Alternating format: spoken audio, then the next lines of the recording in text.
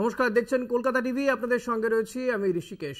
SSC মামলায় নজিরবিহীন রায় দিয়েছে কলকাতা হাইকোর্ট। প্রায় 26,000 চাকরি বাতিল হয়ে গিয়েছে। সপ্তাহের শুরুতেই শুভেন্দু অধিকারী বোমা ফাটানোর কথা বলেছিলেন। এসএসসি মামলার রায় কি সেই বোমা বিস্ফোরণ? এই প্রশ্নেই তোলপাড় রাজ্য রাজনীতি। আদালতের রায় আগে থেকেই কিভাবে জানলেন শুভেন্দু অধিকারী? প্রশ্ন খোদ তৃণমূল কংগ্রেস নেত্রীর।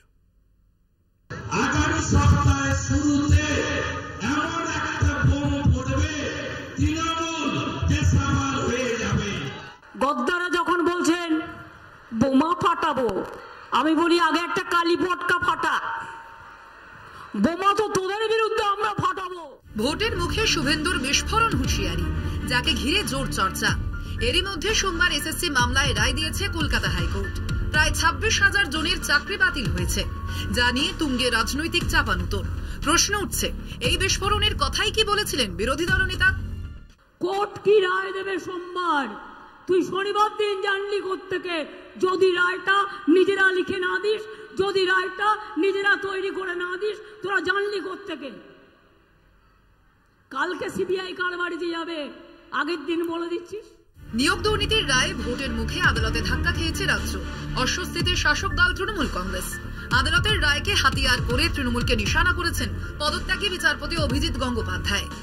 মিথ্যাচারী মুখ্যমন্ত্রী যিনি জোচ্চুরিকে প্রশ্রয় দেন, যার সে তৎকালীন শিক্ষামন্ত্রী যিনি এই দালালি করেছিলেন, তিনি জেলে। তার যদি বিন্দুমাত্র লজ্জা বলে কোনো জিনিস থাকে, এক্ষুনি তার পদত্যাগ করা উচিত এবং এখন থেকে এই নির্বাচন রাষ্ট্রপতি শাসনের আলনেরা হওয়া উচিত। কিন্তু যদি কোনো বিজেপি নেতা আগাম পূর্বাভাস দেয় এবং তার পরিপ্রেক্ষিতে তারপরে দেখা যায় হাইকোর্টে কোনো রায় হচ্ছে, তাহলে তারপরে যদি কেউ বলেন যে যারা বোমা ফেলবে বলছে, তাহলে বোমার সূত্রটা, বোমা বাঁধার কাজটা হয় বিজেপি অফিসে বসে হয়েছে, নয় হাইকোর্টের উঠোনে বসে হয়েছে। আদালতের এই রায় নিয়ে আসরে নেমেছে বামেরাও। শিক্ষামন্ত্রী সহ অনেকে যেমন যুক্ত, তাদের সবার মাথায় মুখ্যমন্ত্রী। সুপার নিউমেরিক পোস্টের বন্দোবস্ত করেছেন মুখ্যমন্ত্রী। মুখ্যমন্ত্রীকে কেন তদন্তের মুখোমুখি হবেন না তিনি? তাকে সিবিআই তদন্তের মুখোমুখি ডাকা জরুরি। বাংলার সমাজ জীবনকে এত কলুষিত করা, যুবকদের এত সর্বনাশ করা অতীতে কেউ কখনো করেনি। আদালতের রায়কে চ্যালেঞ্জ করে সুপ্রিম কোর্টে মামলা করতে চলেছে school service commission. Kolkata TV. আজ এই বিষয় নিয়ে আমরা আলোচনা করব। আমাদের সঙ্গে রয়েছেন বিজেপি নেতা গৌতম চক্রবর্তী, আপনাকে স্বাগত জানাবো। পাশাপাশি রয়েছেন তৃণমূল কংগ্রেসের পক্ষ থেকে অভিজিৎ চৌধুরী। অভিজিৎ চৌধুরী বীরভূমের শিক্ষা সেলের প্রাক্তন সভাপতিও বটে। আমি অভিজিৎ বাবু আপনার কাছেই আসব।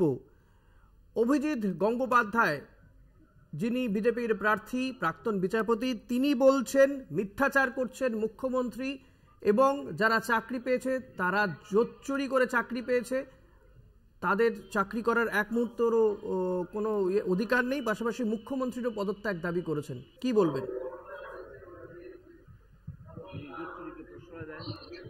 প্রথমেই বলবো, কোন একজন বিজেপি প্রার্থী কি বললেন সেটা নিয়ে আমি তার প্রতিক্রিয়া দিতে চাই না। আমাদের কথা হচ্ছে সবার কাজ চাই, সবার পেটে ভাত চাই। এখন যে ছেলে মেয়েগুলো আজকের রায়ে কাজ চলে গেল বলে আপনারা বলছেন, যদিও আমরা এটা মানছি না। মমতা বন্দ্যোপাধ্যায় আজকে জনসভা থেকে স্পষ্ট করেছেন যে আমরা এই রায়ের বিরুদ্ধে সুপ্রিম কোর্টে যাব এবং এসএসসি বোর্ডও একই কথা বলেছে।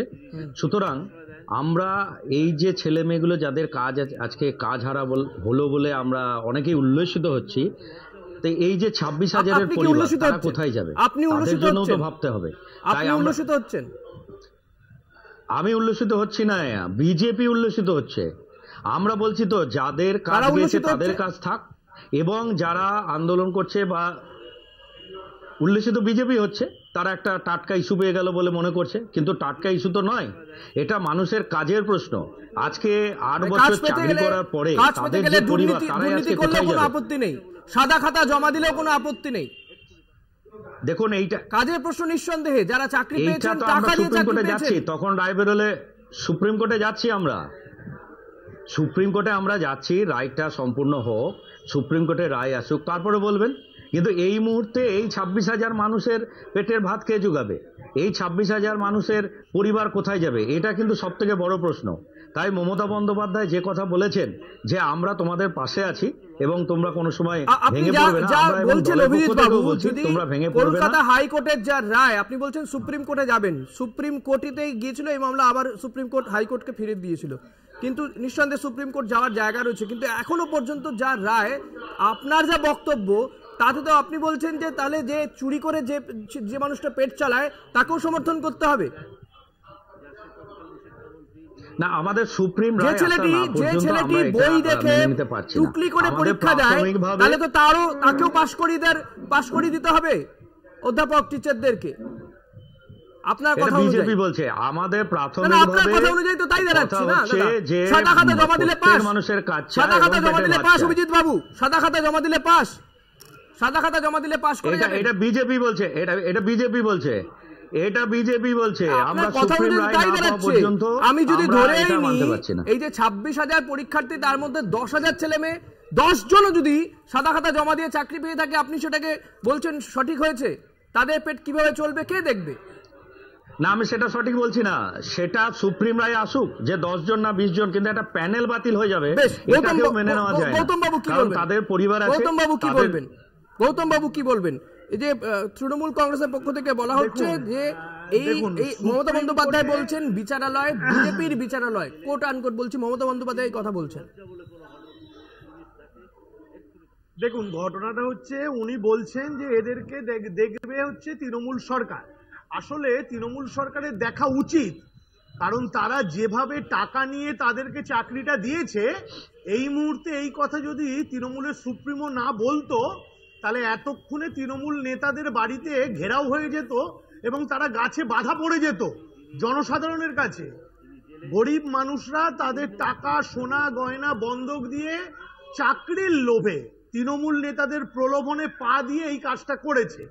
আজকের উনি বলছেন সুপ্রিম কোর্টে যাবে, উনি ভুলে গেছেন হয়তো যে সুপ্রিম কোর্ট থেকে। গৌতম বাবু, আমি আপনার সঙ্গে এই জায়গাতে ডিফার করব। যারা চাকরির জন্য টাকা দিয়েছে তারাও কিন্তু অন্যায় করেছে, আমার মনে হয় তাদেরকেও খুঁজে বার করা দরকার যদি এই বিষয়টা হয়, কারণ অন্যায় তো তারাও করছে না।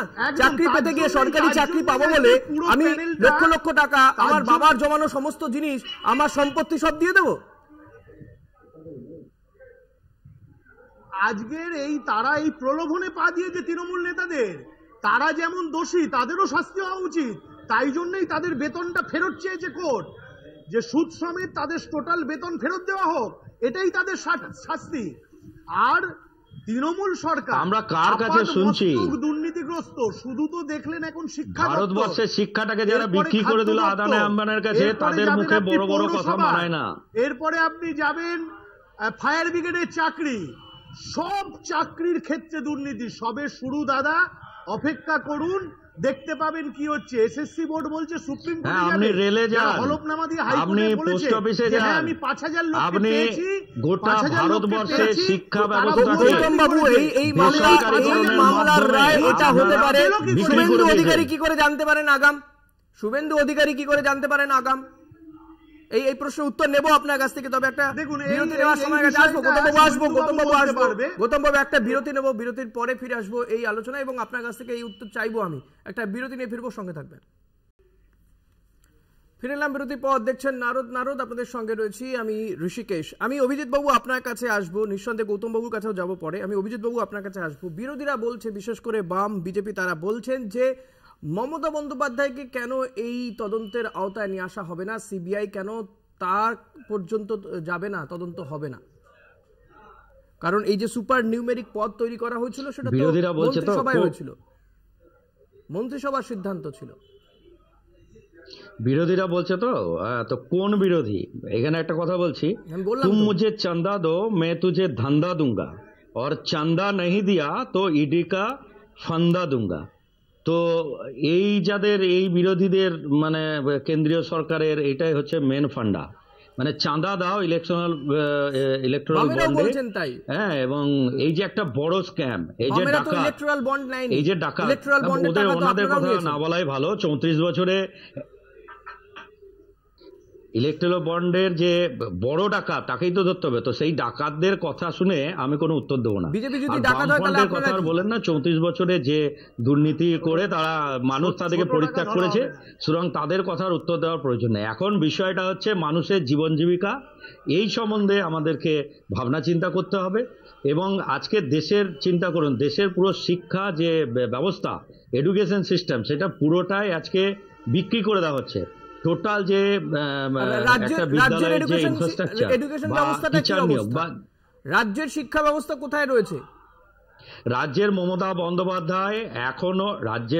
বন্দ্যোপাধ্যায় আছেন বলেই শিক্ষা ব্যবস্থা এখনো এত সুন্দরভাবে চলছে। সাধারণ মানুষ, গরিব মানুষের বাচ্চারা বিদ্যালয়ে যাচ্ছে এবং সুন্দরভাবে 26,000 মানে এক্সাক্ট সংখ্যাটা বললে 25,753 চাকরি চলে গেল দাদা। সেই আইনি প্রক্রিয়া আমরা সুপ্রিম কোর্টে যাব, সুপ্রিম রায় এলে আমরা সেই বিষয়ে কথা বলবো। কিন্তু বাংলার শিক্ষা ব্যবস্থা, এসএসসি বলছে 5,000 জনের বিরুদ্ধে অভিযোগ ছিল, কিন্তু বাকিদের কেন চাকরি যাবে, যথার্থ বলেছেন। কিন্তু 5,000 নিয়োগ হয়েছে বেআইনি ভাবে, আমি যদি তার তথ্য সঠিকভাবে ধরে নিই। এসএসসি কি বললো বা যাই বলুক, আমরা সুপ্রিম কোর্টের রায় না আসা পর্যন্ত এই বিষয়ে চূড়ান্ত ভাবে কিছু বলতে পারি না। মানে আপনারা এই সমস্ত কথার গুরুত্ব দিচ্ছেন না। শুভেন্দু অধিকারী গত সপ্তাহে কি বলেছিলেন সেটা অনেক বেশি গুরুত্বপূর্ণ। কন্যাশ্রী, সবুজ সাথী, ঐক্যশ্রী, সবুজ সাথী সাইকেল কোথায় বিক্রি হচ্ছে দেখেছেন নিশ্চয়ই। শিক্ষা ব্যবস্থাটাকে যেভাবে বেশ আমি গৌতম বাবু আপনার কাছে আসবো। যে কথা তৃণমূল যে ঘটনা দেখালে তো হবে না, সবুজ সাথী একাধিক ঘটনা রয়েছে। আমি গৌতম বাবু আপনার কাছে আসবো, যে বিষয় জানতে চাইবো, যে যে তৃণমূল কংগ্রেস বলছে বা শুভেন্দু অধিকারী গত সপ্তাহে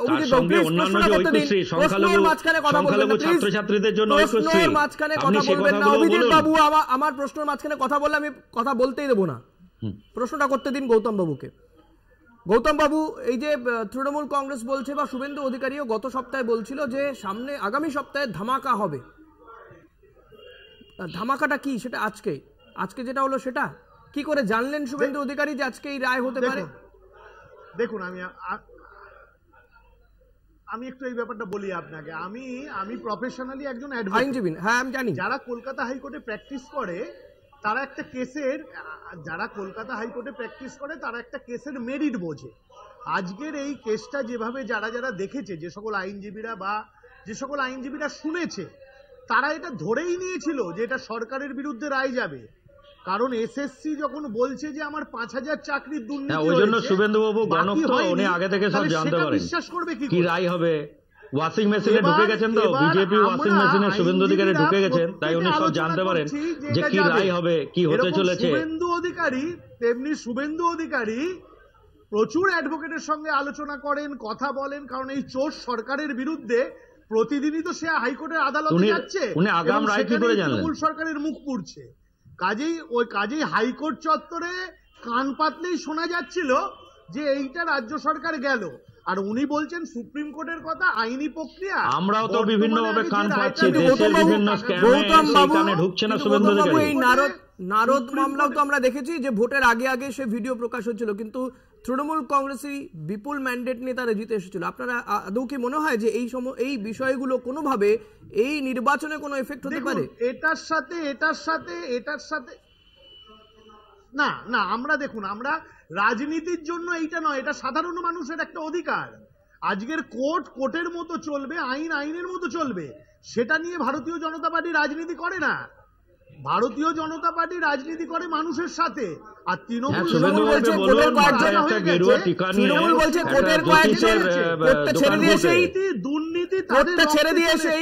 তৃণমূলের অভিযোগ কোর্টটা ছেড়ে দিয়ে সেই কোর্টের কয়েকজন রাজনীতিতে চলে আসেন এবং আসেন তো বিজেপিতেই আসেন, এই অভিযোগও করছেন তো।